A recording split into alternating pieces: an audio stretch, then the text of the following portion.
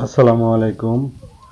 হঠাৎ করে একটা চাল কুমড়ার মাদায় দেখতে পেলাম কিছু চাল কুমড়ার গাছ এভাবে সাদা হয়ে গেছে, ফুলের আকৃতি হয়ে গেছে, মনে হচ্ছে সুন্দর একটি ফুলের মতো দেখতে, অনেকটা ঝোপালো, মনে হচ্ছে হলুদ মোজাইক ভাইরাস অথবা কোনো ভাইরাস আক্রমণ করছে। সবাই দেখলে তাই মনে হবে, আসলে এটা তা না, এটা ভাইরাস না, এটা হলো ইমিডাক্লোরোফিট গুলানো পানিতে ইমিডাক্লোরোফিট গ্রুপের কীটনাশক।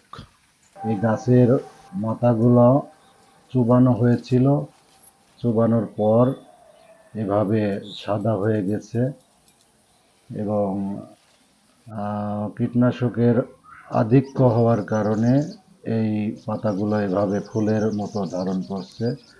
দেখুন পাতাগুলো দেখতে কত সুন্দর সাদা এবং ভাইরাসের মতোই দেখাচ্ছে। অনেকে ভাইরাস মনে করবেন।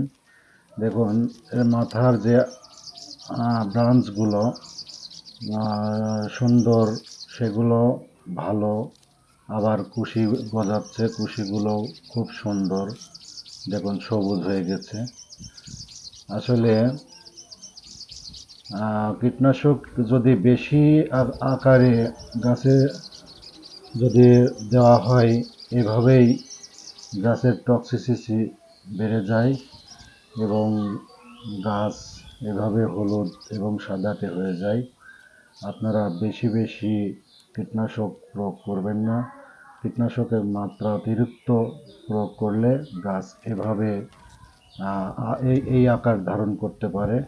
দেখুন আবার মাথা আগা ছাড়ছে, আগাগুলো খুব ভালো, ব্রাঞ্চগুলো খুব সুন্দর আকৃতি ধারণ করছে। ভিডিওটি লাইক দিন এবং শেয়ার দিন যাতে